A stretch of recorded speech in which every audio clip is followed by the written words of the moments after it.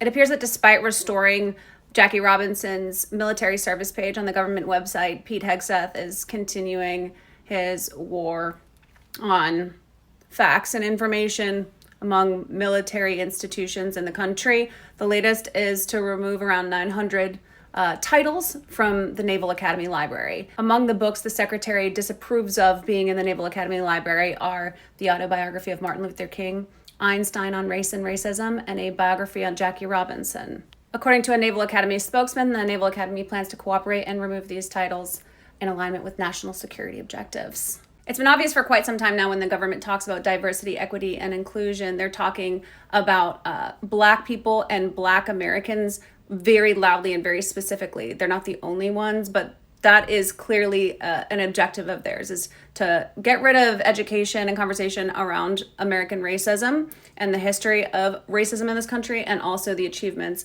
of Black people in this country. And for some reason, they seem really obsessed with Jackie Robinson, probably because his name is so associated explicitly with the racism in this country, right? You can't hear Jackie Robinson without talking about American racism. So in light of that, I feel like it's worth talking about people who are alive right now, who were breaking color barriers and who are still doing that, right? And one of them is Myrtis Dightman. He was the first Black cowboy to qualify for the National Finals Rodeo, and that was in 1964. He has been long since retired, but he is referred to as the Jackie Robinson of rodeo. It's quite obvious the government doesn't want us to remember or talk about these Black trailblazers, so we might as well continue doing it. And we might as well also, while we're here, continue to have the conversation about why it is important to use Americana and patriotism and all of those elements, as Beyonce did, in our discussions around the things that are being painted as not American, that are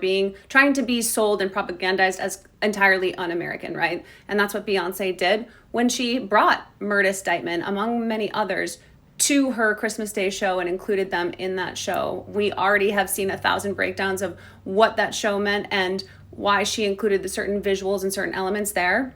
Myrtis was in the passenger seat of one of the Cadillacs riding ahead of Beyonce in that show. And yeah, there he is right there. Including people like Myrtis Dightman, who is referenced as a Jackie Robinson comparison for a very clear reason, including them and reminding people who they are and what they did and bringing them into these places and these platforms and having these discussions.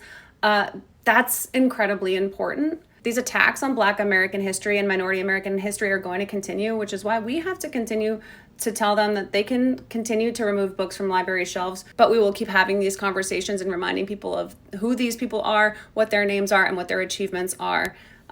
Obviously, attacks on education and libraries are a very specific tool of fascism, and lots of very smart people have had those conversations. Luckily, they're not even being subtle about it. We can see it very clearly. We can see it happening very clearly, which is why our attempts to combat that have to be equally obvious, right? Like, we have to be very clear about the fact that that is what's happening. There's no coincidence where the books being removed from the Naval Library are MLK and Einstein on Race and Racism and Jackie Robinson.